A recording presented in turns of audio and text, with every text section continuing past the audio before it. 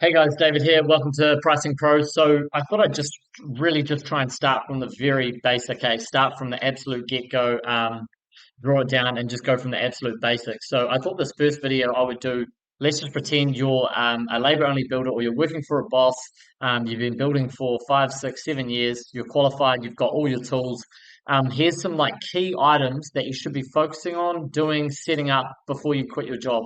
So I wouldn't recommend just jumping in, quitting your job, packing it in because he won't give you a $2 pay rise. Try and plan out how you're going to quit. So even if you're working for full time, but you just start going down to like 4 days a week or 3 days a week, he might not like that if he doesn't respect you. But anyway, this is what I would do before I quit my job. This is sort of how I would plan it in no particular order.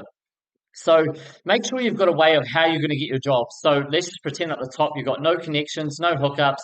Dad doesn't have any contracts for you. You don't know anyone at GJ's, and you've got no money. Okay.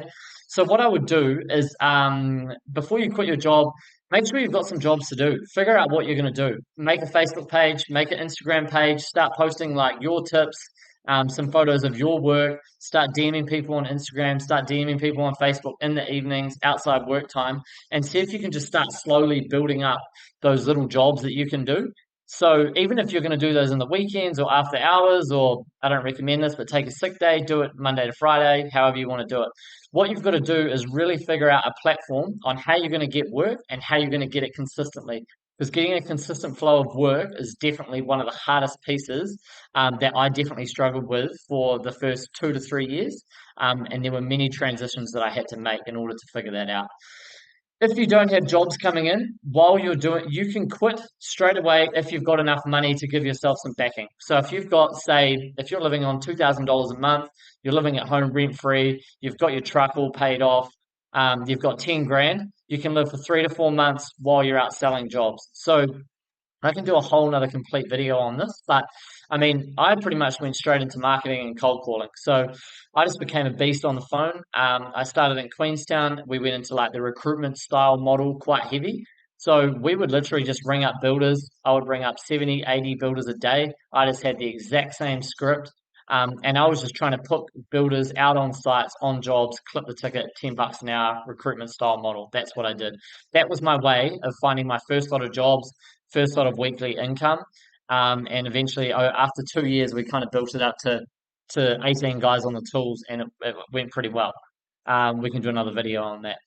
Number two, make sure you look presentable. Definitely when I've seen like subbies turn up, for example, we get like two Tylers turn up, one turns up in a beat up Yaris, messy clothes. You can tell he's been smoking, might have not slept very well the night before, could have been on the piss.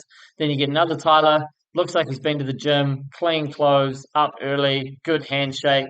I know who I'm going to pick. He's probably going to be more expensive, but as a builder, when you're a head contractor, uh, all the shit falls on you. So you want to make sure that the guys on your sites are well dressed, well presented, and they're doing a good job.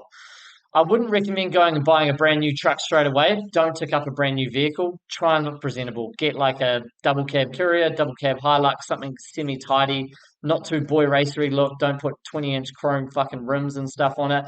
Just have something that looks real standard, real basic, good, clean, no dents, lights work.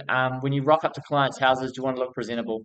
Get some business cards. Those are the biggest things. You can get 500 business cards for like $80. Get a cheap logo made. Go on Google, type in logo design, whatever your business is going to be called. You can use ChatGPT nowadays. That'll spit out a logo for you in like 5 minutes, and away you go. So have a presentable vehicle. You don't have to have like work shirts and stuff, but just wear some tidy shirts. AS color, a black tee, a grey tee. We have polos at our company. It looks a little bit smarter.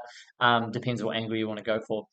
Number three, take on any jobs you can. Man, if you're at a barbecue, you're on the piss with someone, you're talking to someone, hey, we've got a property management company and we want someone just to come and change a door handle. Fucking go and do it, man. Do it. Do it well as well. Make sure whenever you're doing a small job, even if you're only billing out 2 hours labor and a travel charge, man, just do it and do it well. Small jobs always turn into big money. We've got a theory at our business: 1 in 10 jobs under $1,000 turn into a $10,000 job. So if we do, 10 $1,000 jobs really, really, really well, we're going to get a 10K reno or a 100K reno. So that's what I would do. Do any job you can, even if it's a little bit outside building, landscaping, fix some fucking gutters, replace some window rot, whatever you've got to do. Do a good job at all costs. There's plenty of ways we can add more value on this, and we can get into getting Google reviews, asking for a referral. That's a whole nother sales video. Number four, try stay away from hiring friends or anyone full time on wages until you can cover their wages for at least a month. When you're first going out on your own, job consistency is not going to be there. You're not going to have it. It's going to be up and down. It's going to be wavy. Some weeks you might work 5 days a week. Others you might have two. You might have three. So just wait until you've got a good pipeline. Remember, you're starting from zero. You know no one. Word of mouth is going to be your best friend. And that's what I would do. So I'd stay away from any big commitments. You don't want to be paying out $1,500, $2,000 a week and you're going into the red. Get money up front the day before you start the job or after days one of work. A lot of people are like, oh, no one wants to pay a deposit until they see some work. There's so much stigma in the industry around builders getting a deposit and fucking off and not doing anything. What we've implemented at our company with under like small jobs, say under 10 grand. For example, if it includes demolition, we say, hey, make a 30% deposit on 10K after the demo is complete. So if the demo takes a day, 8 till 4 p.m., boom, you're getting paid that night. That's what I would do. If people don't want to pay up front, most people are good, but try to get a payment after day one at least. Number six is probably the most important one. See an accountant, how to get set up on the company register.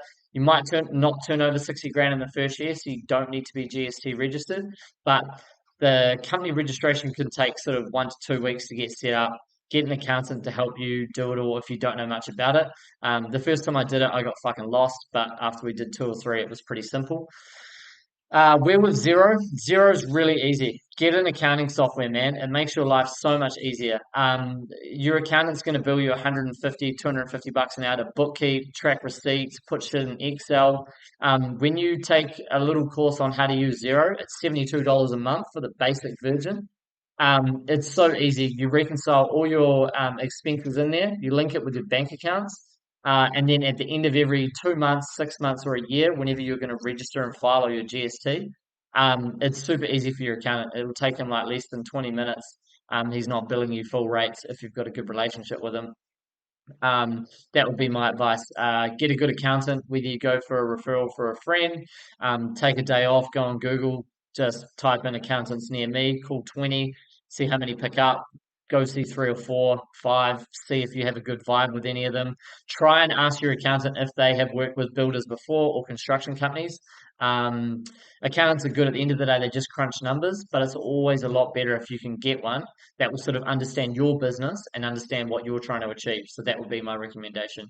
Zero is really good. I haven't heard about MYOB or anything else, but yeah, Zero has been a blessing for me. I'm shit at admin, so I love using Zero. I think it's really easy.